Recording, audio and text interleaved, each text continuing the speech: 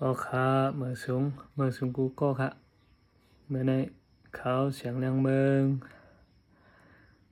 thì khaiมาตอบฝันแต่ก่อนไหลก็ขนอถามข้ามาว่าเมืองไทยกว่ามาแล้วค่ะนะครับว่าเจอแล้วค่ะแต่เมื่อวันโนเวมเบอร์1 วันค่ะเนาะเดือน11 1 วันค่ะเนาะเมืองไทยปล่อยพันมาแล้วค่ะรู้ช่างหลายๆไหน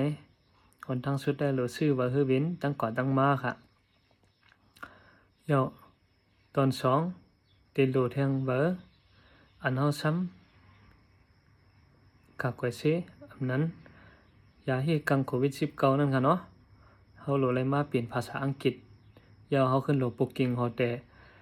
ดีบางกอกตานึงขึ้นติเลยเอาเบอร์ซ้ำเข็มเฮานั่นเสตั้งเบอร์เฮอเวียนเฮานั่นเสขึ้นต่างปุกกิ่งไว้ที่ฮอแต่ตานึงขึ้นค่ะเนาะติเลยมานอนกันนั้นนึงขึ้นได้ไหนยาวเดเรามีแทงโจเข้าตั้งเฮาไปมาในเขาหลุดเลยซื้อไว้insurance ได้เนี่ยมันได้เป็นประกันตัวเขาเนาะพอเขามาอยู่เมืองไทยเนี่ยเขาได้อยู่ได้กินบ้านห้าเนี่ย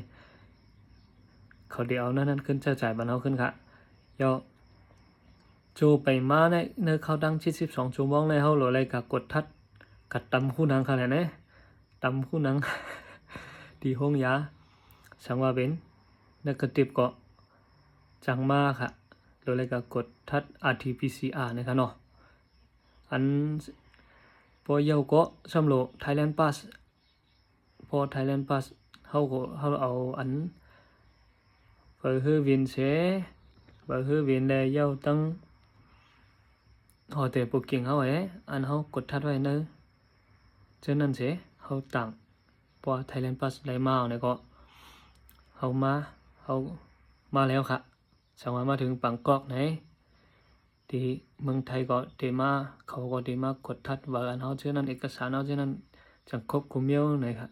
พอครบคุมเมียวก็มาแล้วค่ะพอออกกาแถวที่บักตูก็เดมีรถหอแต่อันเขาปลูกกิ่งไว้เขาเดมาห้าเขาสังว่าเขามาห้าเขาไหนเขาดีส่งกับห้องยาอันตั้งแต่ก็ตำคู่นังแท่งแต่ก็กดทัด RT-PCR แท่งแต่เลยกันนอนเปิดตา1 คืนค่ะสังว่าเขามีหนาวในถึงเมืองเลี้ยงมาก็ใครกว่าเลยก็กว่าเลยเย้าค่ะในก้อยหนังเขาค่ะเมื่อสูงค่ะ